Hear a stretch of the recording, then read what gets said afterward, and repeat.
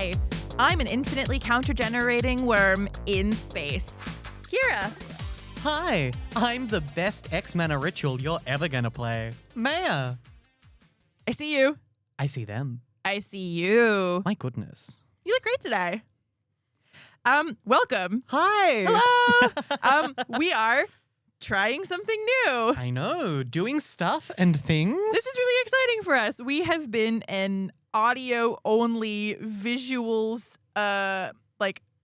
spiced podcast for 34 episodes now. Yeesh. And we figured it was time to change things up a little bit. We wanted to connect with you more and do things kind of, I think, the way most other podcasts tend to do, the podcast format now, which is audio and visual. And so here we are. Ta-da! It did feel somewhat like a natural evolution for us. It felt like this is the road we were walking towards, and now we're here. I think there have been so many episodes where either you or I have done something funny visually, and the other one has been like, and because this is an audio medium, so, we decided to cut out the middleman. And as well, we hope that this is somewhat more fun, engaging, like visually fun to watch and look at, and hopefully, again, you can see kind of the faces that we're making, the gestures that we're making. What's been very funny, right, is if you handcuff me, I stop talking. I am I gesticulate a lot. And you don't get that when you just hear our voices. There's nothing else. There's just the way that we sound. But now, I'm looking at you. You cheeky dog, you. No, I definitely feel that. For those who don't know, I am half Italian, so the big hand waving is very much a magic at the gathering. A magic at the gathering. Well, and we're taking it easy today. We're testing this out. We have not done a visual medium like this before, so we're testing the waters. We're dipping our little toes in. We're going to give this a little bit of a go. We're going to try and have a bit of fun today as well, and just ease into the new future of Raise the Standard. It's true. And so I figured something that would be really fun would be pulling up the wikis of our favorite planeswalkers. Oh, yes. Because we did this previously. Bless. So there's two that are already off of the list. The two that are already off of the list are Jace and Tezzeret, because no, not my edgy husband. I'm sorry, but we already. Actually, I don't know if it's come out. I don't think it's come out. Maybe it has. We have not done that time in the round. No. Well, it hasn't been published. It's been done, but it hasn't been published yet. But we already we had a really great time looking at Jace and Tezzeret's wiki pages, where Jace canonically describes himself as smooth-brained. I don't know if you remember this, but the episode hasn't come out yet, but it'll come out soon, I promise. But in the description on the wiki, it says, Jace envisions his mind as a smooth expanse of alabaster, which is canonically smooth-brained Jace, which does track. I was gonna say that's within character, it seems. Jace is very famously high into low whiz. Yes. So I was gonna pass this to you first. What planeswalker should we wiki? Okay. Who's your favorite planeswalker? My favorite planeswalker is Ashiok. Ooh. I think there's a good balance with Ashiok of there's a good little bits of lore, and the little bits of lore that do exist are really well written. Yeah. And they as a character are really compelling. Yes. I think they were the first character that I was aware of that was very intentionally non-gendered. And also they're just they murder you with nightmares. That's cool as shit. The very first sentence on Ashiok's wiki is Ashiok, and it has a very helpful pronunciation guide next to it, which says Ashiok is a nightmare-like planeswalker of unknown gender and origin. So that's very cool. This is great. Something that I've really enjoyed on the wiki pages that we've been looking at is the way that the wiki writers are writing about planeswalkers. They clearly get the person who is horniest for that planeswalker to write the wiki. As you should. So Ashiok is a being of strange and terrible beauty. They have long, slender fingers with long, talon-like claws for fingernails. Their mouth contains 2 rows of pointed teeth. While the bottom half of their head resembles a human's, the top half consists of 2 large black horns made of a rough, rocky substance that frame the void around them. Ashiok has no upper face, no cranium, eyes, or nose. In their place, there is only black smoke emanating from where the mouth and upper lip end. It's me. I wrote it. I didn't know Ashiok had 2 rows of teeth. Yeah. Did you know that? Yeah. He was in the Theros lore. Really? Yeah. Oh.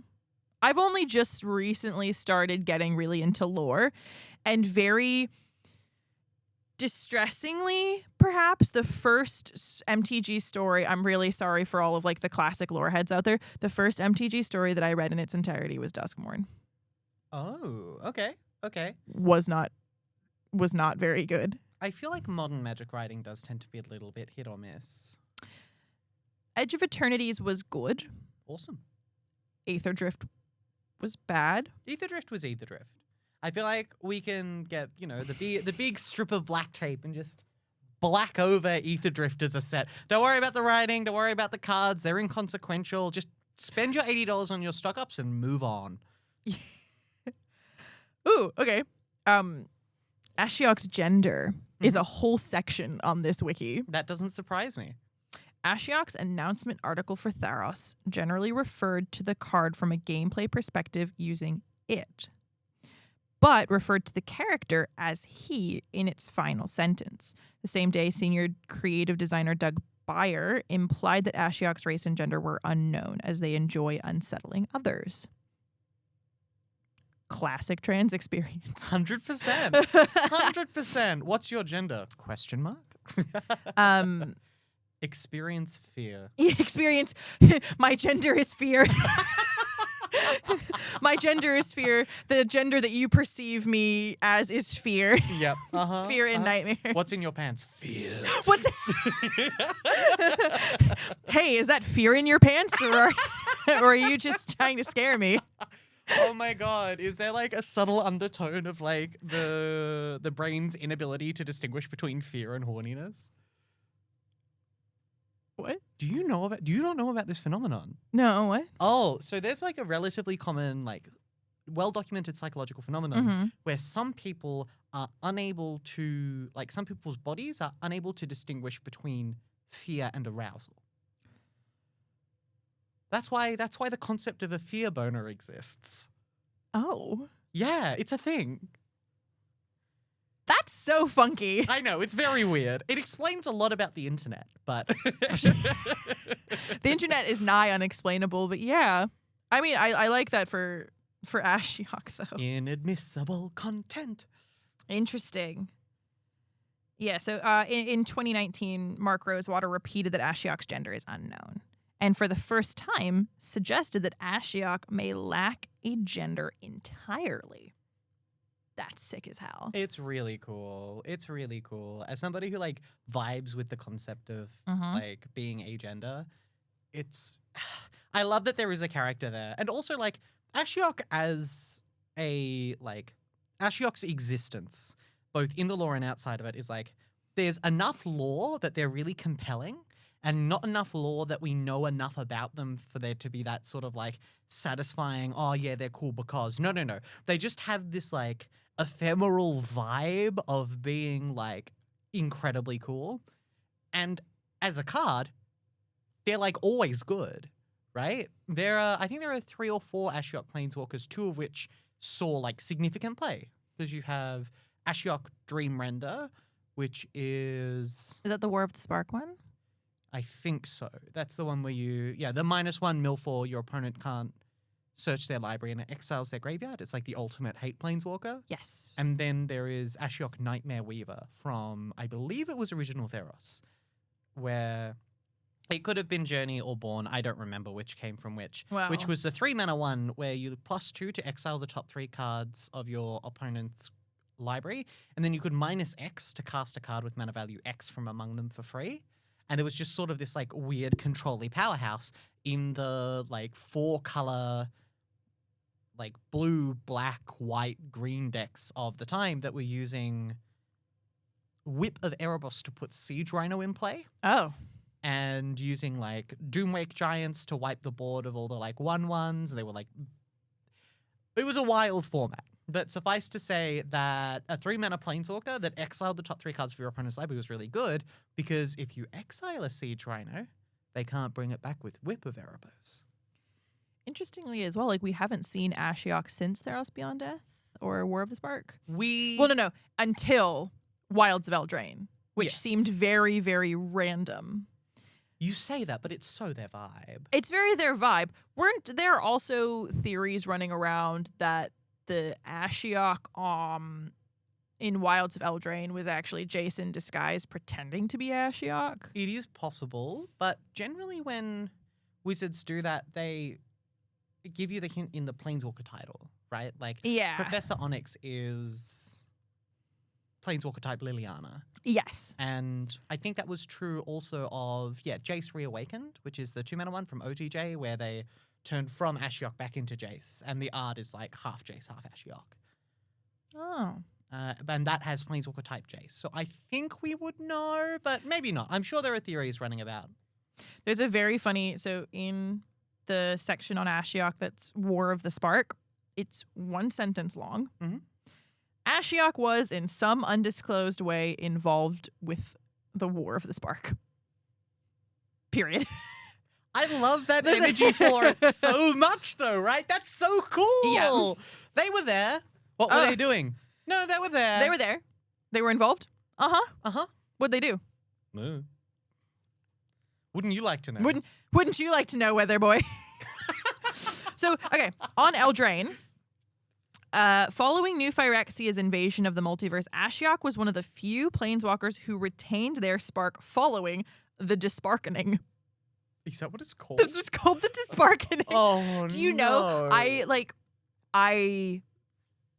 There exists in the future, in the like distant future, a show called Archive Trap where Gramps and I talk about lore. lore. Yeah. And one of the things that we want to talk about is why the Disparkening is such a inducing, because it just doesn't feel thought out. You could there's really grand ways. You could have called it something like the Cataclysm. Well, there's really good examples in Magic's story of these kinds of events, Yeah. right? You have the big one obviously being the Mending, right? Yeah. From way back when, which is literally Dominaria. when Planeswalkers were too powerful and they were like, let's just fix all this. Urza and Nicol Bolas are too much of a problem. Let's just fix this shit. Can the tagline of Match of the Gathering be Urza and Nicol Bolas are too much of a problem? Also Eldrazi are here. No. Signed Emrakul. Mm-hmm. It's there's so much old good writing for Magic. Like you've got like the Mending, and then you have like the Conflux, which is what happened on Alara, where I believe Nicol Bolas basically sundered a plane in order to get back his Planeswalker Spark. Typical Bolas activities. Normal Bolas activities. Normal Bolas activities. But like Conflux, that's a cool event title. The Mending, that's so sick. The Disparkening. Yeah. Uh-huh. Perfect. There was... No notes. I don't know. The thing is, the writers at Wizards are really good. Right? Like, the individual people and the stuff they write, especially the stuff they write outside of Magic.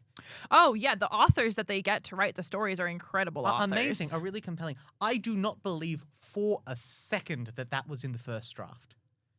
I reckon that was corporate being like, we need the 8-year-olds that play our game to know what this event was. So the name needs to be perfectly descriptive. The D-Spark happening, the Disparkening. Well, but like also not for nothing, I'm going to step in and defend children and say children are not as stupid as everyone seems to think they are. Oh, no.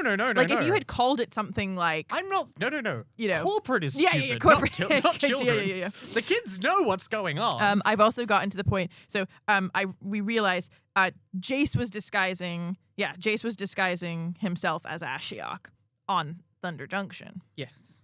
I forgot about that. Yes. Whoops. It was a Weird plot point. The first use of this cover identity, Jace as Ashiok, was to free Ariette from prison and recruit her. Oh. So they were ostensibly in disguise. As Ashiok. Okay. And maybe they were both there, or maybe maybe the Ashiok plane. What? What? Trivia. Oh God, no. Trivia. I'm so screwed.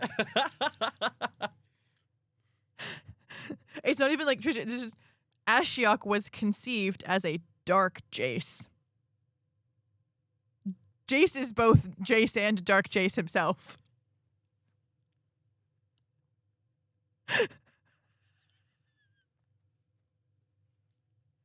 I'm glad that's not where they ended up. Yeah.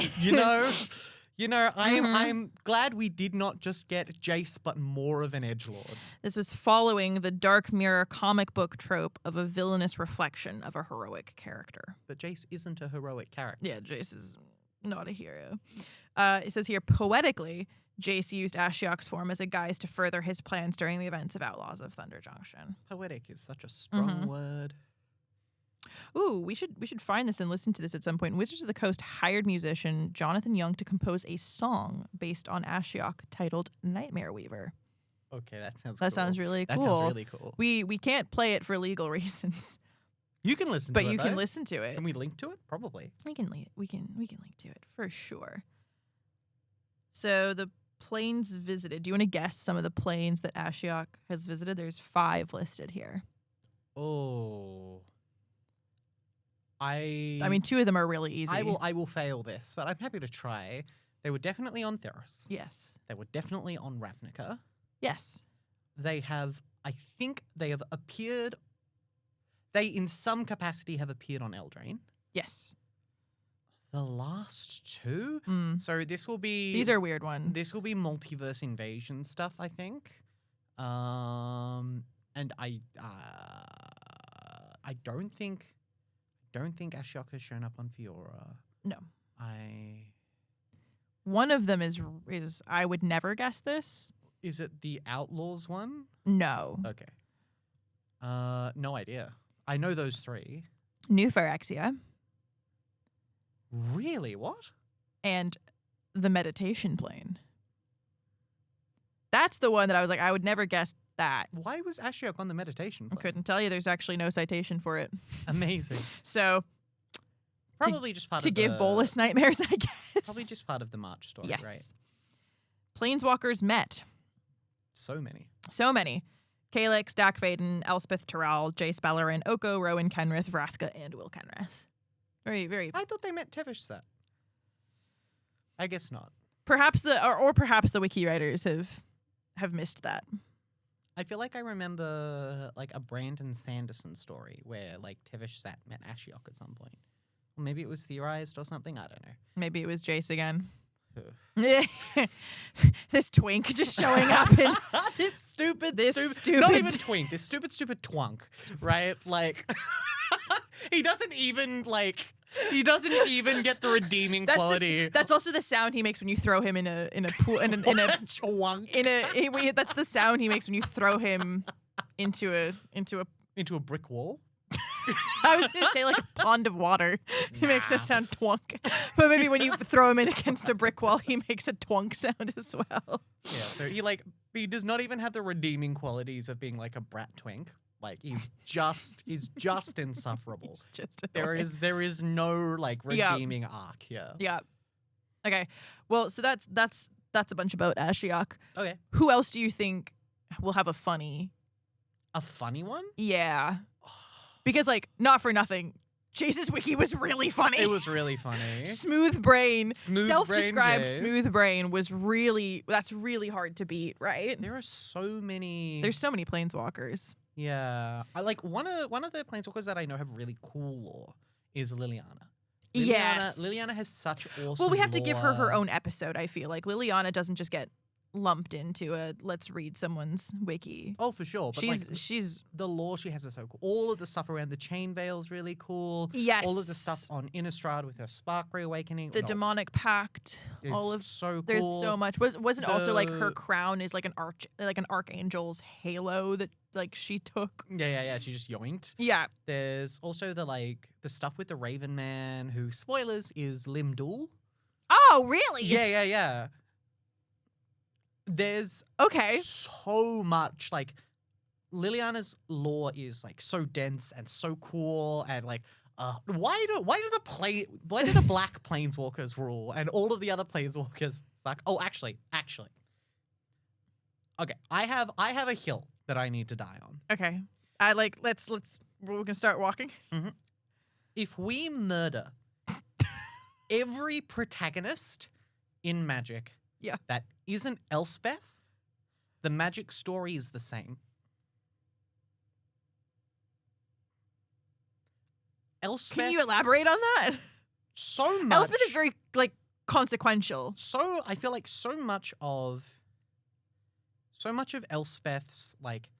Well, no, okay. So much of Magic story, and especially around, I felt this way in particular around War of the Spark not War of the Spark, sorry.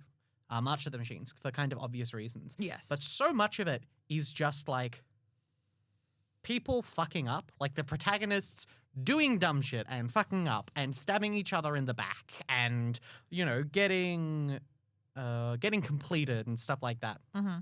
And then Elspeth just walks up and is like, fucking fine, I'll do it. And does it, right? And she does this over and over and over again. She does this in the Theros story. They're like, oh, we have this weird maniacal new god in Xenagos showing up. Nobody's going to do anything about it. All right, I guess I will go talk to the god of the sun, get a deity sundering spear, and just kill him. It's fine. Oh, and then I got killed by Heliod? Oh, that's fine. I'll just come back from the dead to fix this March of the Machines problem. Like, she is the fix-it-all mum, right? Well, She's just like... This is just like another example of yet again leave it to a woman to like do something that like 50 men couldn't do. She's such a badass too. I love her so much. She's so much just like, oh, there's this problem. Oh, you idiots have like repeatedly failed to fix it. I guess I would do the simplest possible solution and it will just work because I am basically God. Like she is my like favorite narrative planeswalker. She's so cool. I will say the way that Elspeth was described in the Tarkir Dragonstorm story was really intriguing to me, and I actually like was kind of upset that there wasn't a further exploration of what it meant for her to be like deified and what it meant for her to have died and come back, become an archangel, because the way that she was portrayed, especially like in Streets of New Capenna, was this like opulent, like for the people person. And it was hinted on a bit in the Tarkir Dragonstorm story about how people are unsettled by her and are now afraid of her. And how I'm like, I wish there was like so much more exploration on that and about what that meant for her as a person or as a greater than person. Yeah, reading the Elspeth lore is a good time. There's a lot of it because I think she starts in Alara. And she like goes all the through. She like shows up on Theros. She does a bunch of stuff, obviously, in March of the Machines. She's very consequential. She's really consequential, and she's a really compelling and interesting character. Yeah, like she is a little bit the like.